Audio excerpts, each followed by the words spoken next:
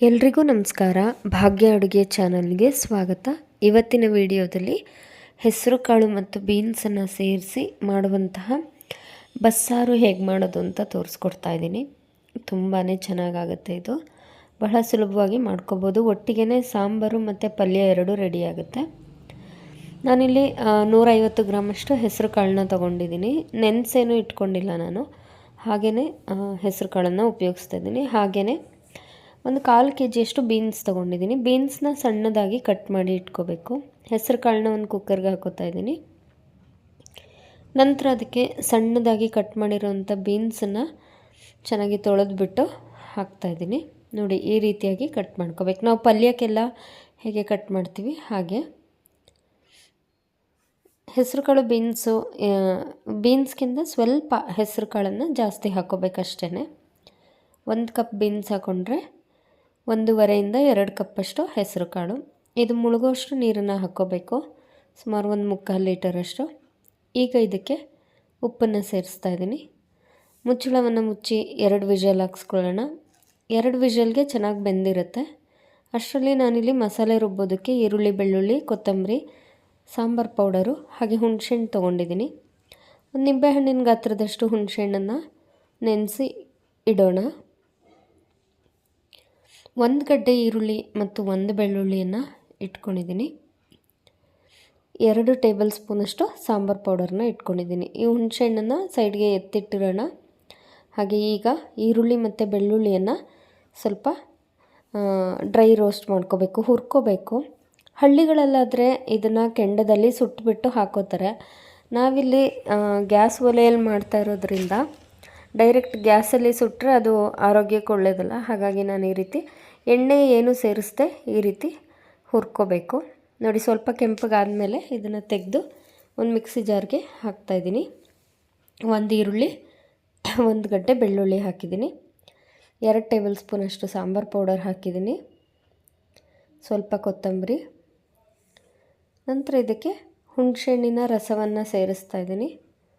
ಇದರ ರಸವನ್ನು ಚೆನ್ನಾಗಿ ಹಿಂಡಿ ತೆಗೆದು ರುಬ್ಬೋದಕ್ಕೆ ಸೇರಿಸ್ಕೊಂಡಿದ್ದೀನಿ.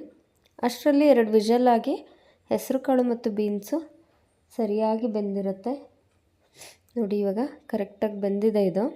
ಇದ್ರದ್ದು ಕಾಳು ಮತ್ತು ರಸವನ್ನು ಈ ರೀತಿ ಬಸ್ಕೋಬೇಕು, ಸಪ್ರೇಟ್ ಮಾಡ್ಕೋಬೇಕು. ಈ ಕಾಳು ಸ್ವಲ್ಪ ತಣ್ಣಗಾದ ನಂತರ ಇದನ್ನು ರುಬ್ಬೋದಕ್ಕೆ ಹಾಕ್ಕೊಳ್ಳೋಣ. ನಿಮಗೆ ಸಾಂಬಾರು ಎಷ್ಟು ಬೇಕು ನೋಡಿಕೊಂಡು ಸೇರಿಸ್ಕೋಬೇಕಾಗತ್ತೆ.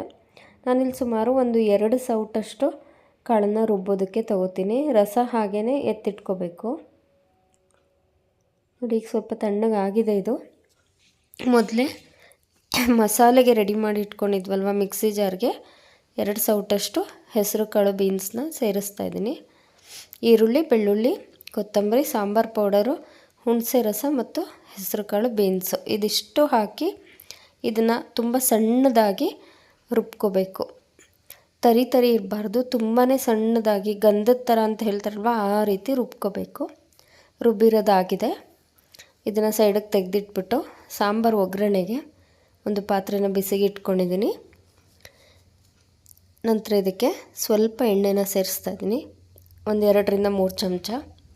ಸ್ವಲ್ಪ ಸಾಸಿವೆ, ಹಸಿಮೆಣಸಿನ್ಕಾಯಿ, ಸ್ವಲ್ಪ ಕರಿಬೇವು. ನಂತರ ಉದ್ದುದ್ದಕ್ಕೆ ಹೆಚ್ಚಿರುವಂಥ ಈರುಳ್ಳಿ ಒಂದು ಅರ್ಧದಷ್ಟು. 1 ಈರುಳ್ಳಿನ ಕಟ್ ಮಾಡಿ ಅರ್ಧ ಸಾಂಬಾರು ಒಗ್ಗರಣೆಗೆ, ಅರ್ಧ ಉಳಿದಿರುವಂಥ ಕಾಳನ್ನು ಒಗ್ಗರಣೆಗೆ ಹಾಕ್ಕೊಂಡ್ರೆ ಆಯಿತು. ನೋಡಿ, ಈರುಳ್ಳಿ ಫ್ರೈ ಆದಮೇಲೆ ರುಬ್ಬಿರುವಂಥ ಮಸಾಲೆಯನ್ನು ಇದಕ್ಕೆ ಸೇರಿಸ್ತಾ ಇದ್ದೀನಿ. ಇದನ್ನು ಸ್ವಲ್ಪ ಒಗ್ಗರಣೆಯಲ್ಲಿ ಈ ರೀತಿ ಬಿಸಿ ಮಾಡಬೇಕು. ನಂತರ ಇದಕ್ಕೆ ಉಳಿದಿರುವಂಥ ರಸವನ್ನು ಸೇರಿಸ್ಕೋಬೇಕು. ಸಾಂಬಾರು ಕನ್ಸಿಸ್ಟೆನ್ಸಿ ನೋಡಿಕೊಂಡು ನೀವು ರಸನ ಹಾಕ್ಕೋಬೇಕಾಗುತ್ತೆ. ಕಾಳು ರುಬ್ಬಿರೋದ್ರಿಂದ ಇದು ಸ್ವಲ್ಪ ಗಟ್ಟಿ ಬರುತ್ತೆ, ಬೆಂದು ಗಟ್ಟಿಯಾಗುತ್ತೆ. ಅದಕ್ಕೆ ಸುಮಾರು 1/4 ಲೀಟರಷ್ಟು ನೀರನ್ನು ನಾನು ಸೇರಿಸಿದ್ದೀನಿ. ಈಗ ರುಚಿಗೆ ತಕ್ಕಷ್ಟು ಉಪ್ಪನ್ನು ಹಾಕಿ ಇದನ್ನು ಚೆನ್ನಾಗಿ ಕುದಿಸ್ಕೋಬೇಕು. 10 ನಿಮಿಷ ಕುದಿಸ್ಕೋಬೇಕು. ನಾವೆಷ್ಟು ಚೆನ್ನಾಗಿ ಕುದಿಸ್ತೀವಿ ಅಷ್ಟು ಟೇಸ್ಟ್ ಬರುತ್ತೆ. ನೋಡಿ, ಇವಾಗ ಆಗಿದೆ ಇದು. ಇಷ್ಟು ಗಟ್ಟಿ ಕೂಡ ಬಂದಿದೆ. ಮೇಲಿಂದ ಸ್ವಲ್ಪ ಕೊತ್ತಂಬರಿ ಹಾಕಿದ್ರೆ ಹೆಸರು ಕಾಳು ಬೀನ್ಸ್ನ ಬಸ್ಸಾರು ರೆಡಿ ಆಯಿತು. ಈಗ ಉಳಿದಿರುವಂತಹ ಕಾಳನ್ನು ಒಗ್ಗರಣೆ ಮಾಡ್ಕೊಳ್ಳೋದಕ್ಕೆ ಒಂದು ಬಾಣಲೆನ ಇಟ್ಕೊಂಡು ಸ್ವಲ್ಪ ಎಣ್ಣೆ, ಅದು ಬಿಸಿಯಾದ ನಂತರ ಸಾಸಿವೆ,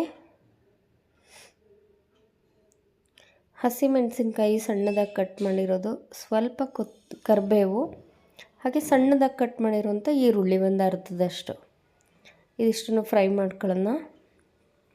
ಇವಾಗ ಇದಕ್ಕೆ ಉಳಿದಿರೋಂಥ ಹೆಸರು ಕಾಳು ಬೀನ್ಸನ್ನು ಹಾಕಿ ಇದನ್ನು ಮಿಕ್ಸ್ ಮಾಡ್ಕೋಬೇಕು. ಚೆನ್ನಾಗಿ ಈ ರೀತಿ ಒಗ್ಗರಣೆಯಲ್ಲಿ ಮಿಕ್ಸ್ ಆದ ನಂತರ ಮೇಲಿಂದ ಸ್ವಲ್ಪ ಕಾಯಿ ತುರಿನ ಹಾಕ್ತಾಯಿದ್ದೀನಿ.